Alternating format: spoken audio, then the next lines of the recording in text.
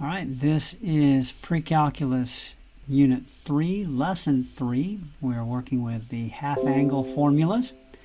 In the last video, I derived the formulas. Now we're going to use them.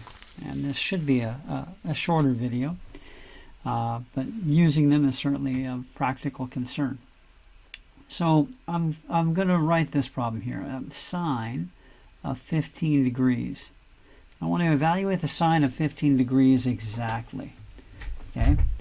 Now, in a previous video or in a previous lesson, you might have approached this as the sine of 60 degrees minus 45 degrees. And that can certainly work. Let's go ahead and work that out here. So that's sine, cosine, sine 60, cosine negative 45. I think of it as plus a negative. Plus cosine 60, sine of negative 45. Okay.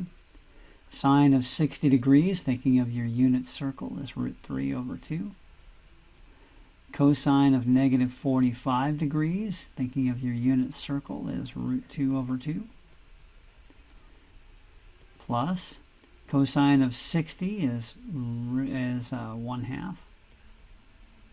Sine of negative 45 degrees is negative root 2 over 2. Okay, multiplying straight across is root 6 over 4 minus root 2 over 4.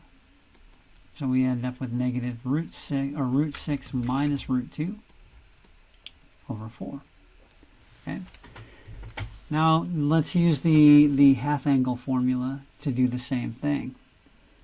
Okay, according to the half-angle formula, sine of 15 degrees is the square root of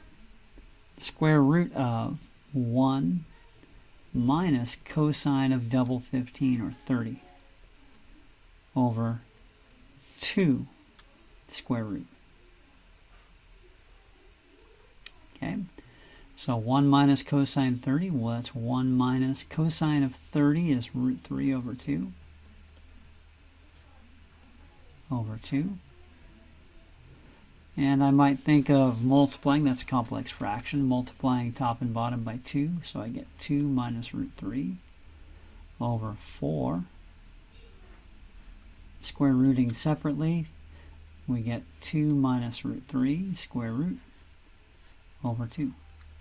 Okay, and that's the simplified version. Now the question I obviously have is, are these the same? Root 6 minus root 2 over 4. Does that equal root 2 minus root 3 over 2? Okay, and how do you prove it? I haven't quite broken how to prove it, but I can at least verify it. I've entered both in Desmos here. Root 6 minus root 2 over 4 is 0.2588. And root 2 minus root 3 over 2 is 0.2588. Also, one other question that comes up is the formula actually officially has a plus or minus. So the question is, how do you know what it is? And the answer to that lies in which quadrant the angle is in. Since 15 degrees is in quadrant 1, we know that sine is positive. And so we're going to consider only the positive root. Okay, so that's how to use the formula. Let's go ahead and do one more example here. Cosine is very similar. It's just a 1 plus cosine, right, instead of 1 minus. Note that both are cosine. But the tangent formula, there's a couple of different ones. The one I like actually is just derived from sine over cosine. So tan, let's say I had tan of 15 degrees. That would be 1 minus cosine 30 over 1 plus cosine 30.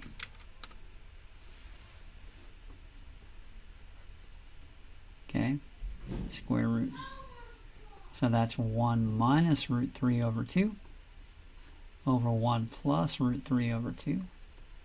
Multiplying top and bottom by 2, we end up with 2 minus root 3 over 2 plus root 3. And that's about as simple as it gets. Okay, you could take the step of multiplying by 2 minus root 3 on top and bottom to rationalize the denominator, but that really wouldn't help simplify things much. Okay, so that's how the half angle formulas are used in order to come up with exact answers for particular reference angles.